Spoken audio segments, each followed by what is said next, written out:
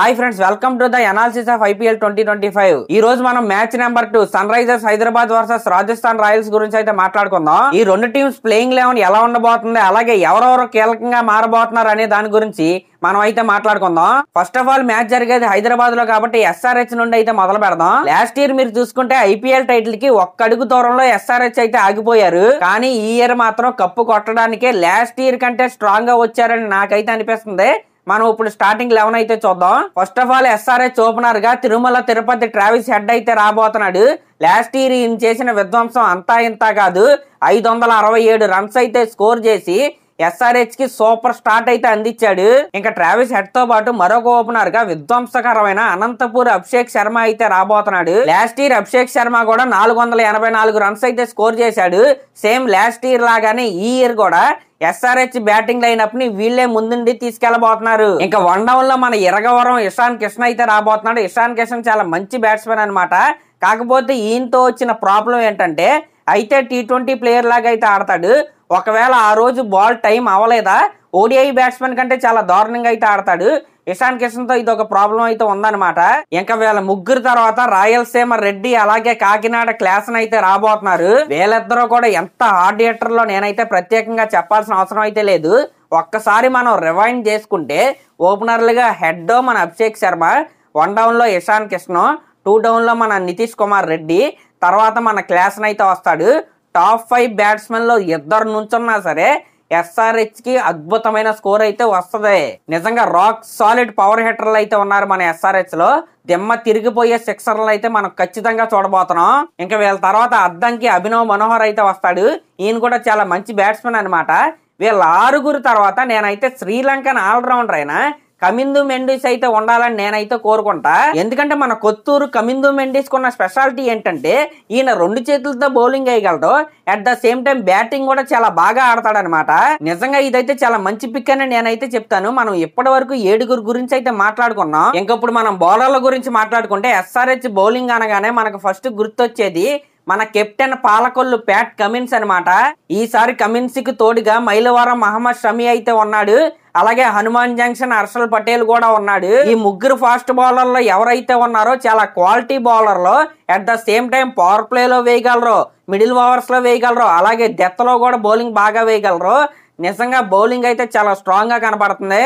ఇంకా మిగిలిన 11th place కి రాజమండ్రి రాహుల్ చహర్ అయితే రాబోతున్నాడు.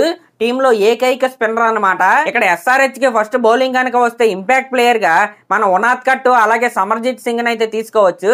అలాగే ఫస్ట్ బ్యాటింగ్ కనుక వస్తే అంకిత్ వర్మ అలాగే సచిన్ బేబీ లాంటి ప్లేయర్స్ అయితే వీళ్ళైతే తీసుకుంటారు. ఈ విధంగా ఎస్ఆర్హెచ్ స్టార్టింగ్ 11 కనుక మీరు చూసుకుంటే అటు బ్యాటింగ్ లో కావచ్చు ఇటు బౌలింగ్ లో కావచ్చు రాక్ సాలిడ్ గా అయితే కనబడుతుంది. మామూలుగా లేదు టీం అయితే. ఒకవైపు ఎస్ఆర్హెచ్ ఎంత స్ట్రాంగ్ గా ఉంటే మన రాజస్థాన్ రాయల్స్ ఎలా ఉందో చూద్దాం. First of all Rajasthan opener గా మన Indian young batsmen Yashasvi Jaiswal అయితే వస్తాడు. లాస్ట్ ఇయర్ ఈయన 400కు పైగా రన్స్ అయితే స్కోర్ చేసి అదిరిపోయే స్టార్ట్ అయితే అందించాడు. ఇక్కడ జైస్వాల్ తో పాటు మరొక ఓపెనర్ గా రావడానికి నాకైతే 2 ఆప్షన్లు అయితే ఉన్నాయి.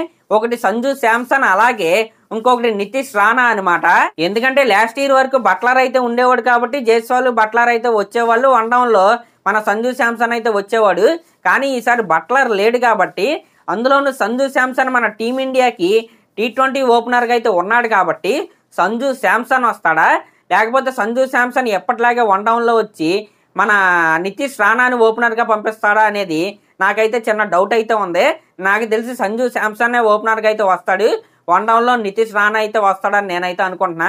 ఏదేమైనా టాప్ 3 అయితే ఇదే. ఇంకా వీళ్ళ ముగ్గురు తర్వాత 2 డౌన్ లో మన రియాన్ పరాగ్ అయితే వస్తాడు.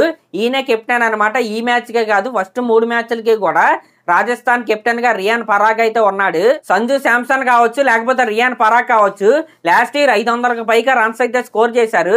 ఖచ్చితంగా ఈ ఇయర్ కూడా వీళ్ళు ఎలాంటి పర్ఫార్మెన్స్ ఇస్తేనే రాజస్థాన్ రాయల్స్ అయితే గట్టి అయితే ఎక్కిద్ది, లేకపోతే కష్టాలు అయితే తప్పవు. ఇంకా వీళ్ళిద్దరి తర్వాత ధ్రువ్ జురేల్ అలాగే హెట్మార్ అయితే వస్తారు. ధ్రువ్ జురేల్ కొద్దిగా ఇన్కన్సిస్టెంట్ గా అయితే ఉంటాడు కానీ హెట్మార్ అయితే మినిమం పర్ఫార్మెన్స్ అయితే ఇస్తాడు. ఇంకా వీళ్ళ తర్వాత శ్రీలంకన్ ఆల్రౌండర్ అయినా హసరంగా అయితే ఉంటాడు. ఈయన బౌలింగ్ చాలా బాగా వేస్తాడు, బ్యాటింగ్ కూడా ఆడగలడు. ఈ విధంగా స్టార్టింగ్ 7 మనం చూసుకుంటే ముగ్గురు ఆల్రౌండర్లు అయితే ఉన్నారు. రియాన్ పరాగ్, హసరంగా అలాగే నితీష్ రాణా అనమాట. మిగతా 4 కూడా ప్యూర్ బ్యాట్స్మెన్లు. ఇంకప్పుడు మనం బౌలింగ్ గురించి మాట్లాడుకుంటే మన తుషార్ దేశపాండే అనమాట. Last year before last year కూడా సిఎస్కే అయితే ఆడాడు. చాలా మంచి పర్ఫార్మెన్స్ అయితే ఇచ్చాడు కూడా. కాకపోతే ఈయన వికెట్స్ తీస్తాడు కానీ at the same time runs కూడా లీక్ చేస్తూ ఉంటాడు. కానీ ఆయన ఇన్క్లూషన్ అనేది టీమ్ కి అయితే చాలా ఇంపార్టెంట్. ఇంకా దేశపాండే తర్వాత బౌలింగ్ లో మన సందీప్ శర్మ అయితే ఉంటాడు. రాజస్థాన్ కే కాదు, ఈయన ఏ టీమ్ లో ఉన్నా సరే చాలా డీసెంట్ పర్ఫార్మెన్స్ అయితే ఇస్తాడు. ఇంకా సందీప్ శర్మ తర్వాత తీక్షణ అయితే ఉంటాడు, శ్రీలంకకి చెందిన తీక్షణ. ఇంకా తీక్షణ తర్వాత లాస్ట్ 11th ప్లేస్ కి నాకు ఇద్దరు ప్లేయర్స్ అయితే ఉన్నారు. ఒకరు ఎవరంటే మన జోఫ్రా ఆర్చర్ అనమాట, ఇంకొకరు ఎవరంటే మన ఆఫ్ఘనిస్తాన్ కి చెందిన ఫజహల్ ఫారూఖీ. రీసెంట్ ఫామ్ ను గనక మనం చూసుకుంటే జోఫ్రా ఆర్చర్ కంటే ఫారూఖీ మంచి ఫామ్ లో అయితే ఉన్నాడు. కానీ జోఫ్రా ఆర్చర్ మనం చూసుకుంటే ఆర్ఆర్ కి అంతకు ముందు ఆడాడు, చాలా మంచి పర్ఫార్మెన్స్ అయితే ఇచ్చాడు. కాబట్టి జోఫ్రా ఆర్చర్ తోనే వీళ్ళైతే వెళ్తారని నేనైతే అనుకుంటున్నా. ఈ విధంగా స్టార్టింగ్ 11 గనక మనం చూసుకుంటే బ్యాటింగ్ లో జైస్వాల్, రియాన్ పరాగ్, శాంసన్ అయితే ఖచ్చితంగా ఆడాల్సిందే, లేకపోతే రాజస్థాన్ రాయల్స్ కి అయితే కష్టాలు తప్పవు. బౌలింగ్ అయితే బానే ఉంది కానీ సందీప్ శర్మ తప్ప మిగతా వాళ్ళందరూ కూడా రన్స్ అయితే లీక్ చేసే బౌలర్లు వీళ్ళందరూ. కాబట్టి ఈ టీం ని టోటల్ గా చూస్తుంటే నాకైతే యావరేజ్ గా అయితే అనిపిస్తుంది. ఇంకా ఇంపాక్ట్ ప్లేయర్ గా ఆకాష్ మధ్వాలు, ఫారూఖీ ఇలాంటి ప్లేయర్స్ అయితే తీసుకోవచ్చు. ఇంకా మిగతా వాళ్ళందరూ కూడా ఇండియన్ డొమెస్టిక్ ప్లేయర్సే ఉన్నారు ఈ టీమ్ లో. ఈ విధంగా మనం ఈ రెండు టీమ్స్ బలాబలాలు గనక చూసుకుంటే ఖచ్చితంగా ఎస్ఆర్హెచ్ కి అయితే క్లియర్ ఎడ్జ్ అయితే కనబడుతుంది. ఆన్ పేపర్ అయితే ఖచ్చితంగా ఎస్ఆర్హెచ్ స్ట్రాంగ్ అయితే కనబడుతుంది. మరి గ్రౌండ్ లో ఏదైనా మ్యాజిక్ జరిగితే తప్ప ఖచ్చితంగా ఎస్ఆర్హెచ్ ఈ మ్యాచ్ గెలిచే అవకాశాలు అయితే ఉన్నాయి. ఇంకా ఉప్పల్ స్టేడియం గురించి మనం మాట్లాడుకుంటే ఇది ఖచ్చితంగా హై స్కోరింగ్ గ్రౌండే. ఫస్ట్ బ్యాటింగ్ ఎవరు చేసినా సరే మినిమం 190 అయితే కొట్టి తీరాల్సిందే. ఇంకా ఇక్కడ టోటల్ గా 78 మ్యాచ్లు కనుక జరిగితే ఫస్ట్ బ్యాటింగ్ వాళ్ళు 36 సార్లు అయితే గెలిచారు, అలాగే సెకండ్ బ్యాటింగ్ వాళ్ళు 40 సార్లు అయితే గెలిచారు. మిగతా రెండు నో రిజల్ట్ అనమాట. కాబట్టి నేనైతే ఇక్కడ టాస్ అనేది అంత ఇంపార్టెంట్ రోల్ అయితే ప్లే చేస్తుందని నేనైతే అనుకోవట్లేదు. కానీ ఫస్ట్ బ్యాటింగ్ చేసిన వాళ్ళు మాత్రం హై స్కోర్ అయితే కొట్టి తీరాలి. సరే, మరి ఇదనమాట మ్యాచ్ 2 ఎస్ఆర్హెచ్ వర్సెస్ ఆర్ఆర్ కి సంబంధించిన అనాలిసిస్.